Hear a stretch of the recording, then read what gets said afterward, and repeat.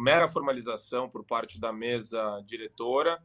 Só que quando eu falo mera formalização, entra numa questão importante que a gente discute no começo da faculdade de Direito, que é, né, a validade e a legitimidade de uma Constituição que tem no seu artigo 1º: a República Federativa do Brasil será injusta. Aí você fala, poxa, eu posso aplicar isso?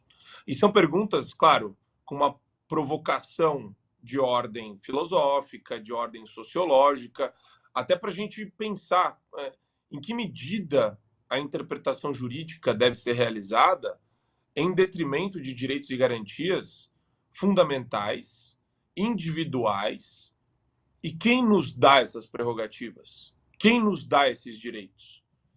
Se eu recebo esse direito da Constituição e a Constituição é reinterpretada ao belo critério, né, elástico e corrupto de ministros do Supremo Tribunal Federal, então a gente está mal. Por isso que tem a desconfiança, tem o medo, tem essa situação de insegurança jurídica plena.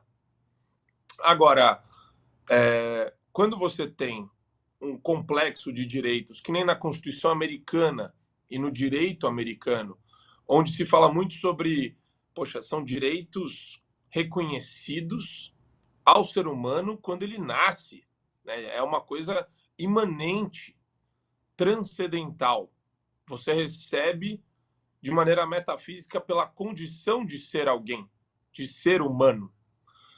E daí você percebe que o Estado ele serve apenas para reconhecer aquilo que é seu já. Você nasceu com isso. A liberdade de expressão em ataque, a vulgarização da censura, como os comunistas fazem, como esses tarados petistas fazem, e como o judiciário tem feito, é algo, né, para a gente pensar e refletir sobre uma refundação sistêmica. E por refundação sistêmica, eu quero aproveitar, eu gosto da licença poética que o Serrão adota, né, judaciário, né, um judiciário vingativo, pautado pela vendetta, pautado pelo princípio de uma vingança contra movimentos e pessoas que combateram a corrupção, que lutam em prol de liberdades individuais. Quer dizer, você vê o nível de autoritarismo e autocracia que a gente está submisso aqui no Brasil, na figura de ministros do Supremo, que ainda tem, eles devem estar adorando isso. Olha o nível de psicopatia. Deputado federal e senador tá lá, do ladinho deles. É fazer alguma coisa que eles consideram indevida de acordo com o regime autoritário e o estado de exceção que vivemos hoje, e vai lá um processinho preparado na hora por qualquer opositor. É qualquer denúncia. Qualquer denúncia. O coronel Zucco, que está presidindo a CPI do MST, ele fechou o microfone da Sâmia Bonfim 20 segundos antes dela terminar a fala dela. Ela fez uma denúncia de violência de gênero. A Procuradoria da República, né, o Ministério Público Federal, entrou com uma denúncia nesse sentido, né? Oficiou lá falando, olha, houve violência de gênero nesse caso. Então, eles vão utilizar de todo o aparato burocrático estatal para fulminar, para massacrar as pessoas que defendem a liberdade. Por que que eles têm esse medo de vozes que defendam a liberdade? Porque eles não conseguem impor o regime autoritário deles, se essas vozes ganharem tração. E qual é o medo da tração deles? Eles têm medo também, tá? Eles têm medo das ruas.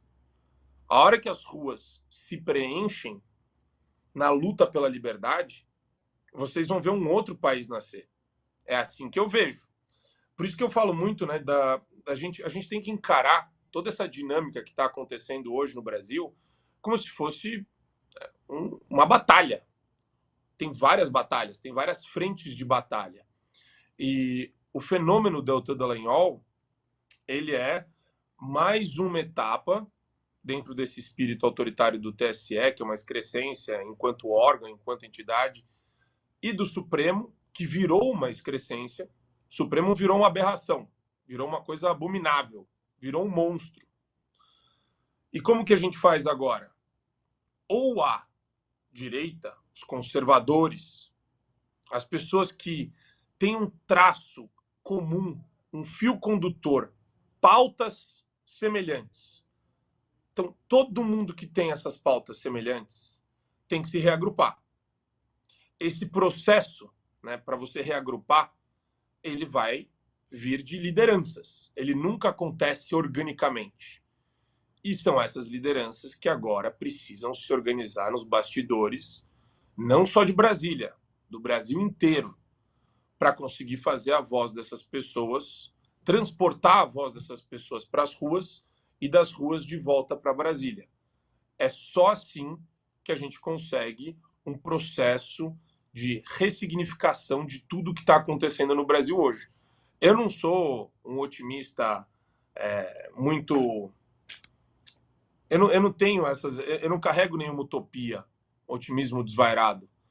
Mas eu entendo que a gente tem que escolher uma batalha concreta, uma batalha que seja minimamente possível da gente colocar nas ruas e ganhar. E a batalha mais concreta que eu vejo, a pessoa que conseguiu violar a Constituição e viola até hoje, reiteradamente, inconsequentemente, de maneira totalmente irresponsável e que deve ser responsabilizado, é o Alexandre de Moraes. Ele conseguiu ir em todas as esferas das liberdades e das garantias individuais que deveriam ser... Elas são tão importantes que elas estão no começo da Constituição. A Constituição, depois que fala dos poderes, traz os direitos e garantias fundamentais.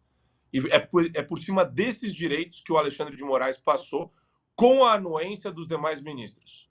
Mas a primeira batalha, uma possível primeira vitória, tem que passar por Alexandre de Moraes.